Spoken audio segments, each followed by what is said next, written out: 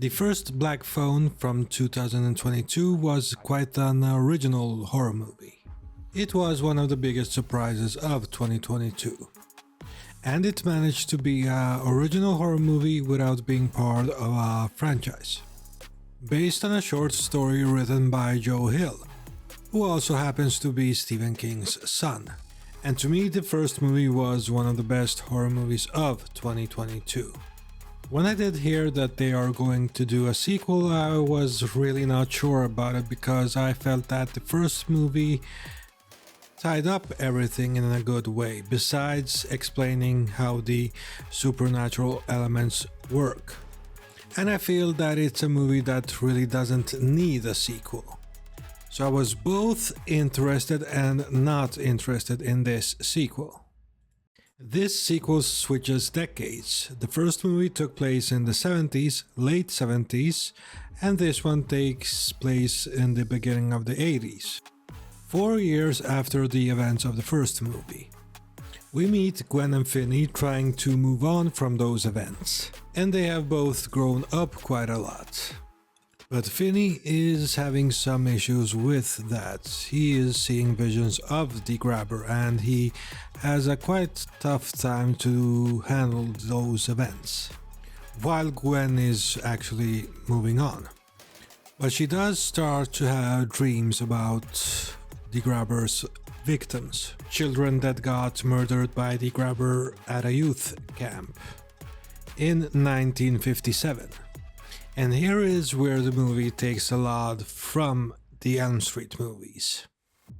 Basically now the Grabber is haunting your dreams and he can hurt you now. Just like Freddy Krueger. And these dream sequences are shot in 8mm film. So they clearly separate themselves from the rest of the movie. And it looks really good. It gives the movie a quite eerie feeling. And they are one of the things that will be mostly remembered about this movie. Along with the performances of Madeleine McGraw, Mason Thames and Ethan Hawke. Especially Mason and Madeleine because they have grown into their roles. Madeleine McGraw quite possibly gives the best performance in the movie. But Mason Thames is great here too. And Ethan Hawke, he's fantastic in everything he is in. So you do get strong performances of all three of them. The Grabber as a character is quite interesting because he is vicious, he's not a good guy. But Ethan Hawke gives him quite a lot of charisma. A lot of charisma for a psychopathic killer that is now supernatural. Which leads me to some of the weaknesses of the movie. And that is when you present the Grabber as a Freddy Krueger type of a monster, then I do feel you have to have a lot of kills. And here he feels like he's just focused on the siblings. But there are many characters around them at this camp that they could have easily used as fodder. But they don't.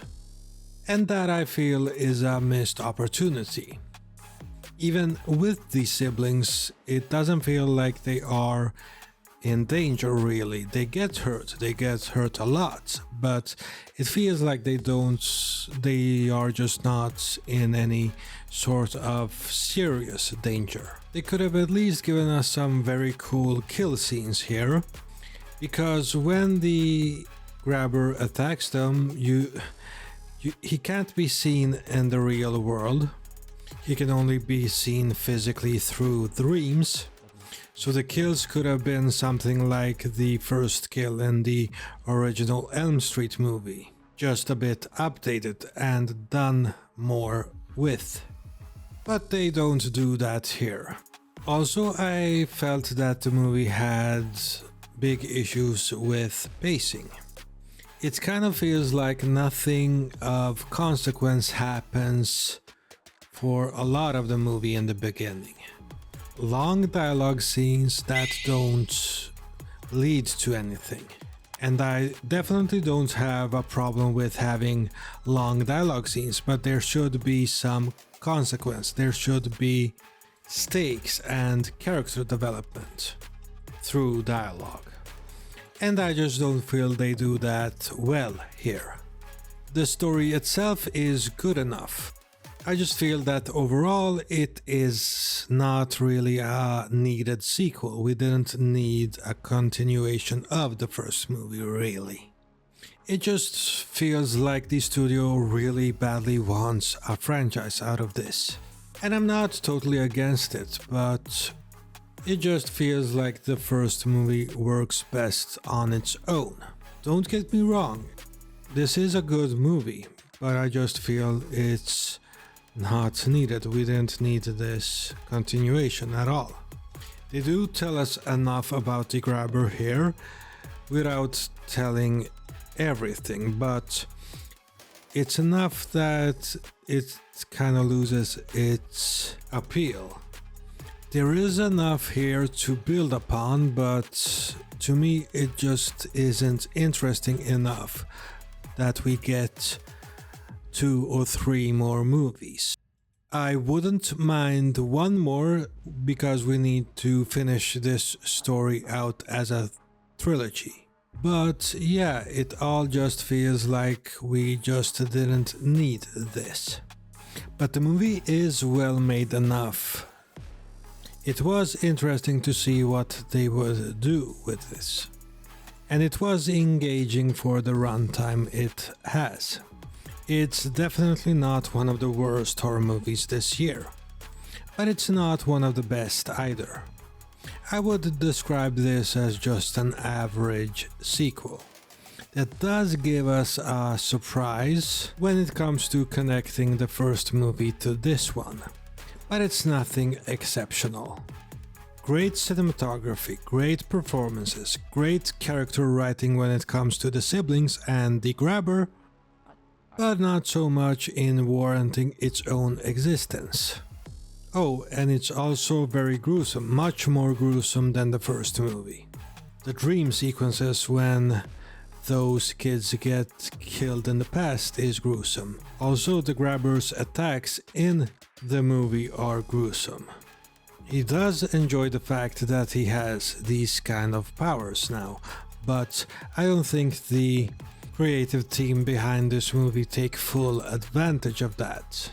And that's maybe saved for the sequels, because I do think that at least the studio wants to make this a long franchise.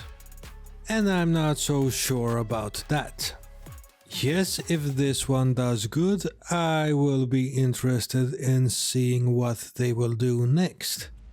But there is a risk of milking this too much. Unless they do something exceptional in the next movie. But I doubt it. But I do suggest keeping Scott Derrickson as the co-writer and director of this, because then at least we will get something acceptable. And I do hope that Ethan Hawke returns to the role. If they lose those two creatives, I will just lose interest in this franchise altogether. Let's just hope that doesn't happen. I am giving The Black Phone 2 a 6 out of 10. It is overall a good sequel, where you can definitely argue its existence. But it is fun for what it is. An average sequel to a great movie. If you liked this video, please like, share and subscribe. Also, don't forget to smash the bell icon so that you don't miss any of my future videos. This has been Phantom Frame. Thank you so much for watching.